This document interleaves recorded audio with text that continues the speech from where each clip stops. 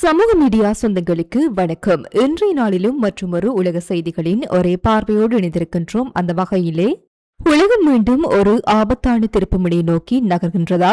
மத்திய கிழக்கில் வெடிக்கும் போர் பதற்றம், ஹார்முஸ் ஜலசந்தியில் அதிகரிக்கும் ராணுவ நகர்வுகள், உலக பொருளாதாரத்தின் இதயத்தை உலுக்கும் எரிசக்தி அச்சுறுத்தல், அதே நேரத்தில் பசிபிக் நெருப்பு வலயத்தில் அடுத்தடுத்து ஏற்படும் நிலநடுக்கங்கள், ஒரே நேரத்தில் உலகையை அதிரவைக்கும் சம்பவங்கள் வேகமாக அரங்கேறி வருகின்றன. அணுசக்தி ஒப்பந்தங்களும் ராஜதந்திர பேச்சுவார்த்தைகளும் பின்னுக்கு தள்ளப்பட்ட நிலையில் அமெரிக்கா ஈரான் இடையேயான பதற்றம் புதிய கட்டத்தை நோக்கி நகர்கின்றது என்ற தகவல் உலக நாடுகளை உச்சக்கட்ட எச்சரிக்கையில் வைத்துள்ளன. ஹார்முஸ் ஜலசந்தியில் கடற்படை நகர்வுகள், ட்ரோன் தாக்குதல் குற்றச்சாட்டுகள், ஏவுகணை எச்சரிக்கைகள், உலக எண்ணெய் விநியோகத்தின் பாதுகாப்பு குறித்த அச்சங்கள் என வளைகுடா பிராந்தியம் மீண்டும் சர்வதேச கவனத்தின் மையமாக மாறியுள்ளது. நடுக்கடலில் சிக்கி தவிக்கும் ஆயிரக்கணக்கான மாலுமிகளின் உயிர் போராட்டம், லெபனான் நிலையில் தீவிரமடையும் பாதுகாப்பு நெருக்கடி, ரஷ்யா உக்ரைன் போர்க்களத்தில் அதிகரிக்கும் ட்ரோன் தாக்குதல்கள், மேலும் பசிபிக் நெருப்பு வலயத்தில் தொடர்ச்சியாக ஏற்படும் சக்தி வாய்ந்த நிலநடுக்கங்கள் உலக பாதுகாப்பு மற்றும் மனிதாபிமான சூழலை புதிய சவாலுக்கு தள்ளியுள்ளன.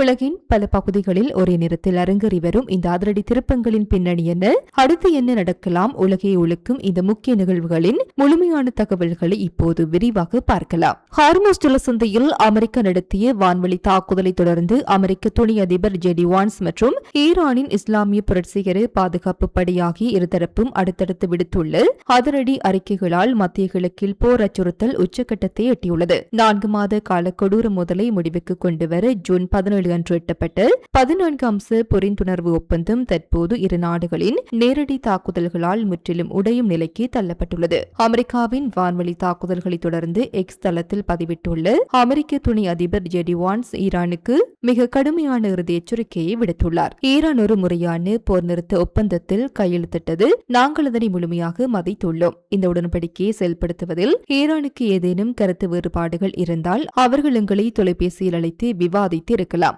அதை விடுத்து சர்வதேச சரக்கு கப்பல் மீது ட்ரோன் தாக்குதல் நடத்தி வன்முறையில் இறங்கினால் இனி வன்முறைக்கு வன்முறை மூலமே தகுந்த பதிலடி கொடுக்கப்படும் என தெரிவித்துள்ளார். மறுபுறம் அமெரிக்காவின் தாக்குதலை கடுமையாக கண்டித்துள்ள ஈரானின் IRGC அமைப்பு வாஷிங்டன் தனது ராஜதந்திர உறுதிமொழிகளை அப்பட்டமாக மீறிவிட்டதாக குற்றம் சாட்டியுள்ளது. புரிந்துணர்வு ஒப்பந்தத்தின் 5வது பிரிவின்படி ஹார்முஸ் ஜலசந்தியில் கடல்வழி போக்குவரத்தை கட்டுப்படுத்துவதற்கான சிறப்பு ஏற்பாடுகளை ஈரான் இஸ்லாமிய குடியரசுடன் இணைந்து செய்வதற்கு இஸ்லாமாபாத் மற்றும் அமெரிக்கா ஒப்புக்கொண்டிருந்தன. ஆனால் அமெரிக்கா பல்வேறு தரப்பினரை தூண்டிவிட்டு இந்த உறுதிமொழியை வேண்டுமென்றே மீற முயன்றது என ஈரான் சாடியுள்ளது. அமெரிக்காவின் ஆக்கிரமிப்பிற்கு பதிலடியாக அப்பகுதியில் உள்ள அமெரிக்க ராணுவ நிலைகள் மீது தங்களது கடற்படை ஏற்கனவே அதிரடி தாக்குதல் நடத்திவிட்டதாக IRGC தெரிவித்துள்ளது. எனினும் தாங்கள் துல்லியமாக எந்தெந்த அமெரிக்க ராணுவ தளங்களை குறிவைத்தோம் என்று மேலதிக விவரங்களை ஈரான் ராணுவம் தந்திரமாக மறைத்துள்ளது. வாஷிங்டன் தனது வழக்கமான துரோக புத்தியுடன் ஈரானிய கடற்கரை மீது வான்வழி தாக்குதலை நடத்தியுள்ளது. எதிர்காலத்தில் மீண்டும் இத்தகைய ராணுவ ஆக்கிரமிப்பு தொடர்ந்தால் ஈரானின் அடுத்த கட்ட பதில் நடவடிக்கை இதைவிட பன்மடங்கு விரிவான கொடூரமான போராக இருக்கும் என IRGC எச்சரித்துள்ளது. இருதரப்பும் தங்களது ராணுவ தாக்குதல்களை நிறுத்தப் போவதில்லை என அறிவித்துள்ளதால் சர்வதேச கப்பல் நிறுவனங்கள் ஹார்முஸ் ஜலசந்தி வழியிலான தங்களது பயணங்களை ரத்து செய்ய தொடங்கியுள்ளன. இதனால் உலகளவில் கச்சா எண்ணெய் தட்டுப்பாடு ஏற்படும் அபாயம் அதிகரித்துள்ளது. அமெரிக்க ஈரானிடையான ஏவுகணை மற்றும் ட்ரோன் தாக்குதல்களால் ஹார்முஸ் ஜலசந்தி போர்க்களமாக மாறியுள்ள நிலையில் அங்குள்ள சரக்கு கப்பல்களில் சிக்கியிருக்கும் ஆயிரக்கணக்கான சர்வதேச மாலுமிகளின் நிலை மிகவும் கவலைக்கிடமாக மாறியுள்ளது. ஐநாவின் சர்வதேச கடல்சார் அமைப்பு மற்றும் சர்வதேச போக்குவரத்து தொழிலாளர் கூட்டமைப்பு வெளியிட்டுள்ள அதிர்ச்சியூட்டும் கள நிலவரங்களின்படி ஹார்முஸ் ஜலசந்தியில் போர் நிறுத்த ஒப்பந்தம் தற்காலிகமாக அமலில் இருந்த 3.5 நாட்களில் ஐநாவின் தீவிர முயற்சியால் சுமார் 2500 மாலுமிகள் பத்திரமாக வெளியேற்றப்பட்டனர். எனினும் எஞ்சியிருக்கும் மாலுமிகளின் எண்ணிக்கை குறித்து சர்வதேச அமைப்புகளுக்கிடையே இருவேறு தரவுகள் நிலவுகின்றன.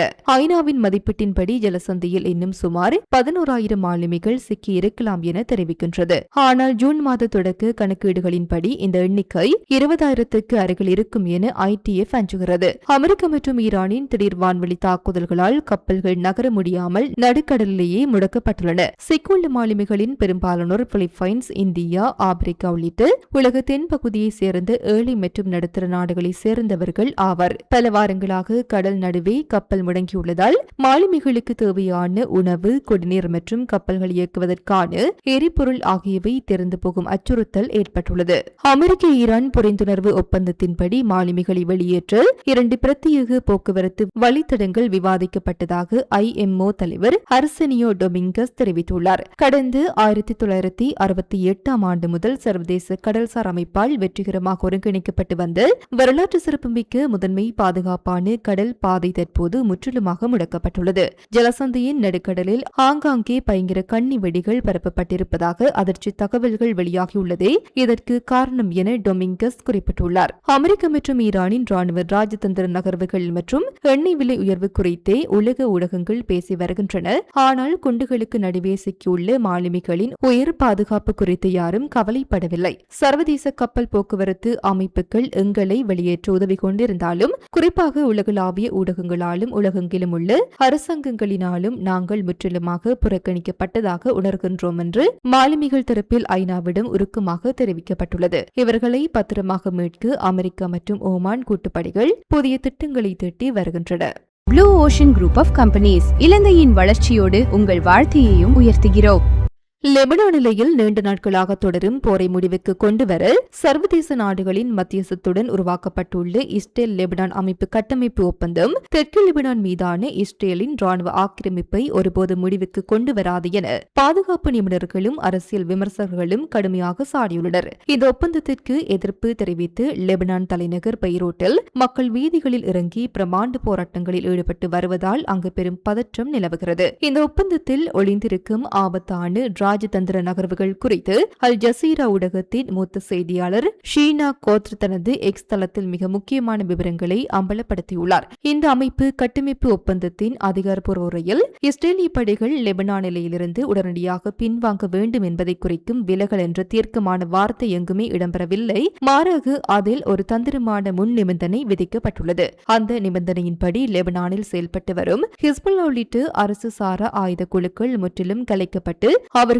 நிராயுத பாணியாக்கப்பட்ட பின்னரே இஸ்ரேலிய படைகள் லெபனான் பிரதேசத்திலிருந்து வெளியேறும் என கூறப்பட்டுள்ளது. இந்த ஒற்றை நிபந்தனையால் தற்போதைய அமைதி ஒப்பந்தம் செயல்பட தொடங்கும் முன்பே உடையும் நிலையை எட்டியுள்ளது. இஸ்ரேல் மற்றும் ஹிஸ்புல்லா அமைப்பின் தற்போதைய அதிகாரப்பூர்வ நிலைப்பாடுகளின்படி ஹிஸ்புல்லாவிடமிருந்து வடக்கு இஸ்ரேல் மீதான தாக்குதல் அச்சுறுத்தல் முற்றிலும் நீங்கும் வரை லெபனானில் இருந்து எங்கள் ராணுவம் ஒரு அடியும் பின்வாங்காது என இஸ்ரேல் பிரதமர் பெஞ்சமின் நெதன்யாகு தெரிவித்துள்ளார். இஸ்ரேலின் தொடர் வான்வழி தாக்குதலிலிருந்து லெபனான் நிலப்பரப்பை பாதுகாப்பதே எங்கள் ஆயுதங்கள்தான். எனவே ஆயுத குறைப்பு என்ற பேச்சுக்கே இடமில்லை என ஹிஸ்புல்லா தலைமையும் தெரிவித்துள்ளது. விமர்சகர்களின் கூற்றுப்படி இந்த ஒப்பந்தம் லெபனானுக்கு அமைதியை தருவதற்கு பதிலாக இஸ்ரேல் தனது ராணுவத்தை தெற்கு லெபனானில் நிரந்தரமாக நிறுத்தி வைப்பதற்கே வழிவகுக்கும். ஹிஸ்புல்லா அமைப்பு தங்களது ஆயுதங்களை ஒருபோதும் ஒப்படைக்காது என்பது இஸ்ரேலுக்கு நன்றாகவே தெரியும். எனவே ஹிஸ்புல்லா ஆயுதங்களை ஒப்படைக்கவில்லை என்ற காரணத்தை காட்டி தெற்கு லெபனான் பகுதியை இஸ்ரேல் தனது முழுமையான ராணுவ கட்டுப்பாட்டிலேயே வைத்திருக்க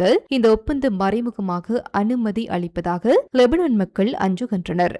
ரஷ்யா உக்ரைன் போர் தொடங்கி 4 ஆண்டுகள் நிறைவடைந்துள்ள நிலையில் உக்ரைன் ராணுவம் இதுவரை கண்டிராத வகையிலான மிக பிரமாண்டமான வரலாற்று போர் வியூகம் ஒன்றை அரங்கேற்றியுள்ளது.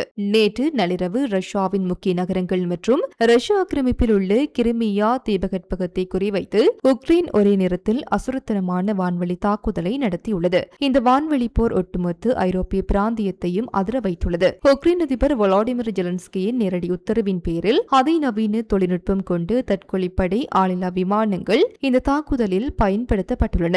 உக்ரைன் ஏவிய ஒட்டுமொத்த படைகளில் சுமார் 660 ஆளில்லா விமானங்களை தங்களது வான் பாதுகாப்பு படைகள் சுட்டு வீழ்த்தியதாக ரஷ்ய பாதுகாப்பு அமைச்சகம் அதிகாரப்பூர்வமாக ஒப்புக்கொண்டுள்ளது. கடந்த 2022 ஆண்டு ரஷ்யாவின் முழு அளவிலான படையெடுப்பு தொடங்கியதிலிருந்து உக்ரைன் நடத்திய மிக பிரமாண்டமான சாதனை அளவிலான ஒருங்கிணைக்கப்பட்ட ட்ரோன் தாக்குதல் இதுவே ஆகும். இந்த தாக்குதலின் முதன்மை இலக்காக ரஷ்யாவின் கட்டுப்பாட்டில் இருக்கும் மற்றும் கிரிமியன் தீபகற்பகத்தின் மின்சார மற்றும் எரிசக்தி தளங்கள் அமைந்திருந்தன. கிரிமியா மட்டுமின்றி ரஷ்ய எல்லைக்குள் இருக்கும் 12க்கும் மேற்பட்ட முக்கிய மாகாணங்களின் ராணுவ தளங்களும் ஒரே நேரத்தில் இந்த ட்ரோன் மழையால் நிலை குலைந்தன. உக்ரைனின் இந்த திடீர் வியூகத்தால் ரஷ்ய படைகளுக்கு எரிபொருள் வழங்கும் முக்கிய கிடங்குகள் தீப்பற்றி எறிந்ததால் பல நகரங்கள் இருளில் மூழ்கின. ரஷ்யாவின் வான் பாதுகாப்பு படைகள் பெரும்பாலான ட்ரோன்களை வீழ்த்தியதாக கூறினாலும் கிரிமியாவின் பல பகுதிகளில் கடுமையான வெடிப்பு சத்தங்கள் கேட்டதாக கள நிலவரங்கள் தெரிவிக்கின்றன. உக்ரைனின் இந்த அசுர வான்வெளி தாக்குதலுக்கு பதிலடியாக உக்ரைன் தலைநகர் கீவ் மீது ரஷ்யா மிகப்பெரிய ஏவுகணை தாக்குதலை தொடுக்கக்கூடும் என்பதால் சர்வதேச அளவில் பதற்றம் உச்சகட்டத்தை எட்டியுள்ளது. கடந்த சில தினங்களாக உலக அளவில் புவியியல் ரீதியாக பெரும் அதிரடி மாற்றங்கள் ஏற்பட்டு வருகின்றன.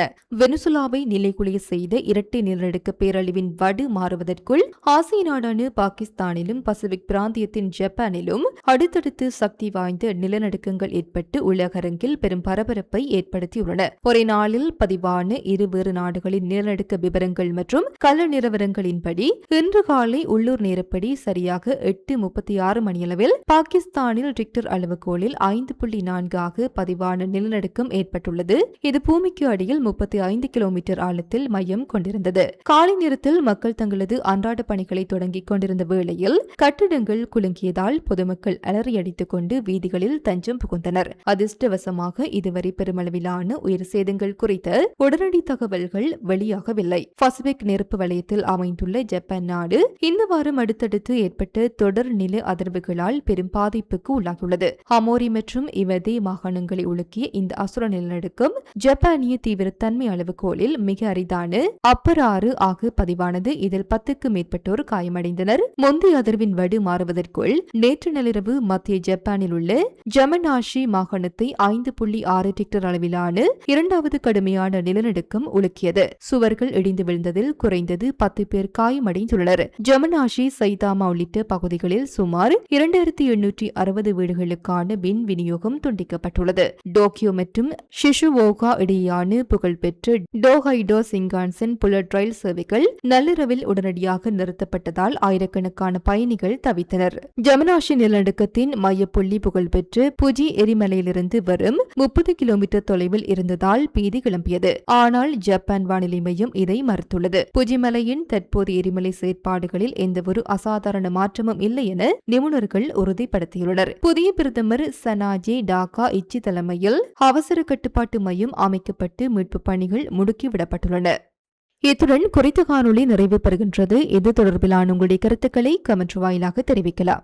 இது போன்ற பல செய்திகளை தெரிந்து கொள்ள நம்முடைய சமூக மீடியா யூடியூப் சேனலை சப்ஸ்கிரைப் செய்து அருகிலுள்ள பெல் பட்டனை கிளிக் செய்யுங்கள். மேலும் செய்திகளை உடனுக்குடன் தெரிந்து கொள்ள சமூகமீடியா.com என்ற இணையதளத்தின் வாயிலாக எங்களுடன் இணைந்திருங்கள்.